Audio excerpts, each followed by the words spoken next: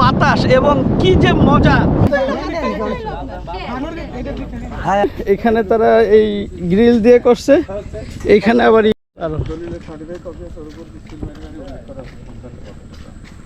সুন্দরবন পৃথিবীর সবচেয়ে বড় ম্যানগ্রোভ বন এবং ইউনেস্কোর বিশ্ব ঐতিহ্যবাহী স্থান। চলুন আজ ঘুরে দেখি সুন্দরবন। সুন্দরবন ভ্রমণে আজ আমাদের দ্বিতীয় দিন। আজ আমরা দেখব কচিখালী সুন্দরবনের অন্যতম শান্ত, নিরিবিলি ও প্রাকৃতিক সৌন্দর্যে ভরপুর এলাকা। স্থানটি বন্যপ্রাণীর জন্য অত্যন্ত গুরুত্বপূর্ণ এবং এটি সংরক্ষিত অঞ্চল। বিশাল সবুজের ম্যানগ্রোভ বন, হরিণের পাল, বন্য মহিষ, নানা প্রজাতির পাখি, শান্ত নীলাভা, পানির খাল, প্রাকৃতিক শব্দ ও বাতাসের সত্যিকারী বনের অনুভব। এটি একটা কচিখালী ট্রেইলের অংশ। পর্যটকদের কাছে অ্যাডভেঞ্চার জঙ্গল ওয়ার্কের জন্য বিখ্যাত।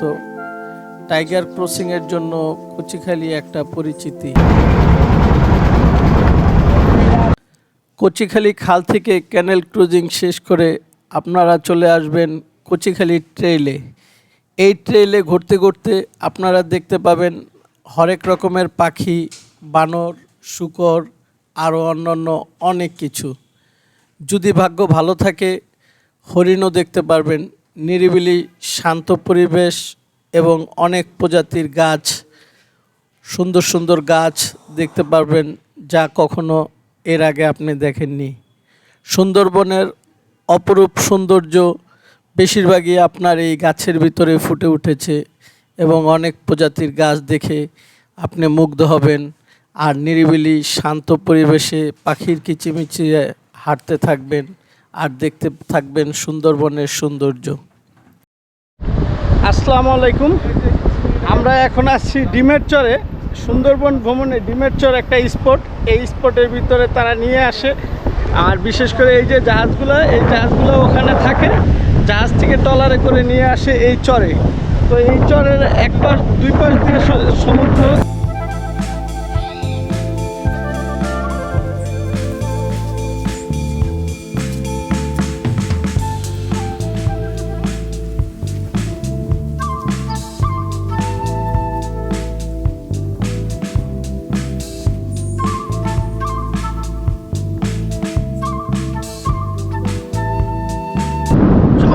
বাতাস এবং কি যে মজা সমুদ্রের পাড়ে, এটা আপনি না আসলে কখনোই বুঝবেন না।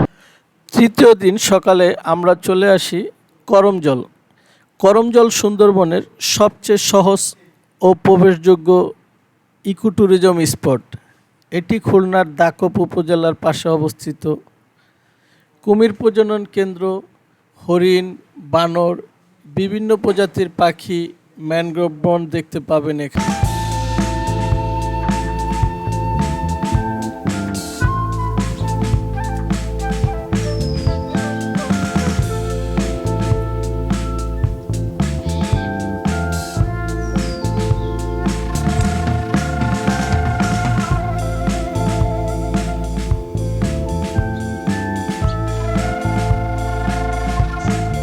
আমরা এখন যে জায়গাটাতে আছি এটা হচ্ছে করমজলের ঝুলন্ত ব্রিজ।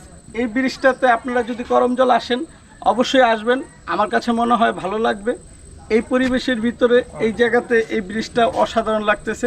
গ্রিল দিয়ে করছে, এইখানে আবার ইয়ে দিয়ে করছে তারা।